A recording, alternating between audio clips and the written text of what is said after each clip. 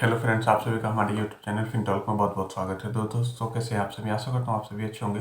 दोस्तों आज का जो टॉपिक है वो ये है कि हम किसी पर्टिकुलर स्टॉक्स या कंपनी को एनालिसिस करने के लिए क्या क्या मेथड यूज़ करते हैं, और हमें स्टॉक्स को पर्टिकुलर किसी स्टॉक्स को बाय करना है या सेल करना है तो हम किस तरीके से डिसीजन लेते हैं, या कौन सा मेथड है जिसके बिहाफ पे हम ये डिसीजन लेते हैं कि हमें ये पर्टिकुलर स्टॉक्स बाय करना है या सेल करना है। तो दोस्तों आज के वीडियो में हम इसी टॉपिक को डिटेल में को डिस्कस करेंगे।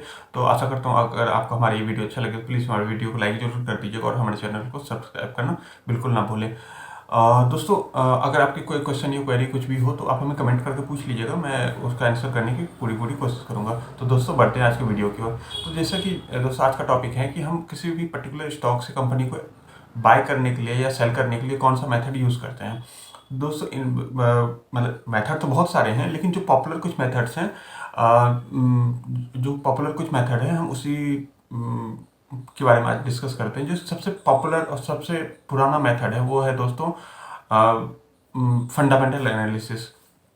फंडामेंटल एनालिसिस में ये होता है कि कंपनी क्या करती है, कंपनी की साइज कितनी, कंपनी कितना सेल करती है, कितना मुनाफा कमाती है, कितना शेयर होल्डर को डिविडेंड देती है, कितना कंपनी पे कर्जा है, कंपनी क्या काम करती है, कंपनी जो काम करती है क्या गवर्नमेंट उस काम को सपोर्ट करता है। ये सारी बहुत सारी चीज़ें होती हैं जिनको कि एक तरीके से समराइज करके फिर हम देखते हैं कि कंपनी का जो प्रॉफिट है जिस रेशियो में बढ़ रहा है उस रेशियो में क्या कंपनी का प्रॉफिट जिस रेशियो में बढ़ रहा है क्या उसके रेशियो उसके हिसाब से हमें जो स्टॉक्स है या कंपनी है हमें सस्ते में मिल रही है। अगर हमें सस्ते में मिल रही है कंपनी जिस रेशियो में जिस प्राइस पे भी है और वो प्रॉफिट अपना बढ़ा पा रही है, इसका मतलब है कि कंपनी को भी बाय करना चाहिए। तो बहुत सारे मेथड होते हैं, कितना महंगा है कितना सस्ता है, ये सारी चीज़ें देख करके फिर हम कंपनी को बाय और सेल करते हैं या स्टॉक्स को बाय और सेल करते हैं। और दूसरा मेथड होता है जो कि दूसरा मतलब कि कह लीजिए कि ये भी पॉपुलर ही मेथड है, ये है टेक्निकल एनालिसिस। टेक्निकल एनालिसिस दोस्तों बहुत लोग टेक्निकल एनालिसिस के अंदर भी बहुत सारे लोग बहुत मतलब इसमें भी बहुत सारी वैरायटी है। जैसे कि कुछ लोग प्राइस एक्शन यूज़ करते हैं, कुछ कैंडलस्टिक यूज़ करते हैं, कुछ इंडिकेटर्स को यूज़ करते हैं, तो कुछ मतलब एक सपोर्ट रेजिस्टेंस को यूज़ करते हैं। तो टेक्निकल एनालिसिस एक मेथड है, उसके अंदर भी बहुत सारे डेप्थ हैं।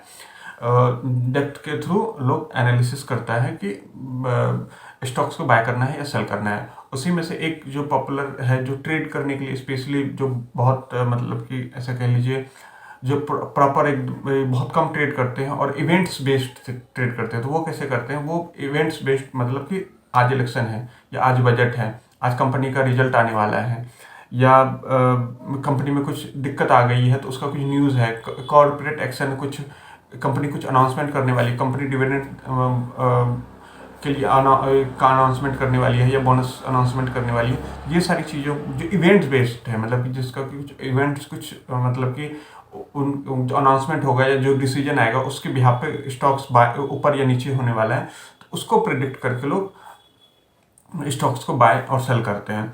अब कुछ हैं दोस्तों जो कि ये तो हो गए जो ट्रेडिंग बेसिस पे ये प्रॉपर इस तरीके का हो गया। और कुछ होते हैं दोस्तों जो कि ट्रेड नहीं करते, वो बेसिकली इन्वेस्ट करते हैं, जो थोड़ा थोड़ा करके मैंने मेरे बहुत सारे वीडियो में आपको बताया भी होगा, जो SIP के थ्रू इन्वेस्टमेंट करते हैं, धीरे धीरे करके खरीदते रहते हैं एक पर्टिकुलर गोल के पर्पज से कि हमारा मान के चलिए 10 साल के बाद कोई गोल है, हमें कुछ खरीदना है या कोई काम है, 10 साल बाद हमें घर बनाना है, 15 साल बाद घर बनाना है, तो हमारे पास इतना रुपये का कॉर्पस होना चाहिए। तो अब एक साथ में तो उतना रुपये नहीं होने वाला है, तो जो भी थोड़े थोड़े हैं हम जमा करते जाते हैं, वो कुछ टाइम के बाद जब बड़ा हो जाता है तो हम उसको निकाल के फिर हम उस कॉर्पस को यूज़ करते हैं। तो इस तरीके से भी लोग बहुत सारे इन्वेस्ट करते हैं जो लंबे टाइम के बाद फिर सेल आउट करके। तो मतलब स्टॉक मार्केट में पार्टिसिपेट करने के बहुत सारे मेथड हैं, बहुत सारे तरीके से आप मार्केट में पार्टिसिपेट कर सकते हैं। लेकिन हाँ, आप कोई भी ऐसा नहीं है कि आप सारे मेथड को सीख जाइएगा, सारे मेथड को सीखना जरूरी है।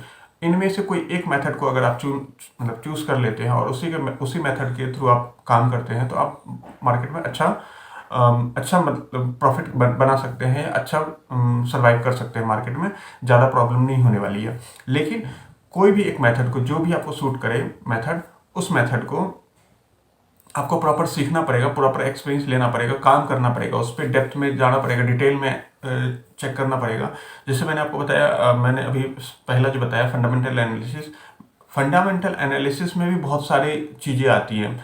कुछ इन्वेस्टर्स ऐसे हैं जो ग्रोथ स्टॉक्स को ज़्यादा प्रेफर करते हैं, कुछ होते हैं जो वैल्यू इन्वेस्टिंग प्रेफर करते हैं, कुछ होते हैं जो मोमेंटम इन्वेस्टिंग को प्रेफर करते हैं।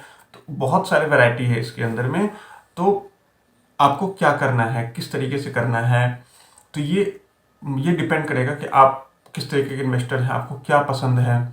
और अगर आपको, हाँ दोस्तों, आपको अगर कुछ कोई क्वेश्चन हो कि नहीं पर्टिकुलर हमें इस टॉपिक पे वीडियो बना के दीजिए, तो आप हमको कमेंट करके पूछ लीजिएगा, तो मैं आपका उस टॉपिक पे वीडियो भी बना के दे दूंगा कि पर्टिकुलर कौन से मेथड के थ्रू आप इन्वेस्टमेंट या मतलब कि सीखना चाहते हैं, कौन सा मेथड आप सीखना चाहते हैं, तो मैं उस मेथड के थ्रू आपको गाइड करने की कोशिश करूंगा। तो दोस्तों आज के लिए हम इतना ही रखते हैं, मिलते हैं नेक्स्ट किसी वीडियो में। दोस्तों आशा करता हूँ आपको हमारे आज का ये वीडियो अच्छा लगा होगा। अगर आपको हमारा ये वीडियो अच्छा लगे तो प्लीज़ हमारे वीडियो को लाइक जरूर कर दीजिएगा और हमारे चैनल को सब्सक्राइब करना बिल्कुल ना भूलें। तो दोस्तों मिलते हैं नेक्स्ट किसी वीडियो में, तब तक के लिए बाय बाय।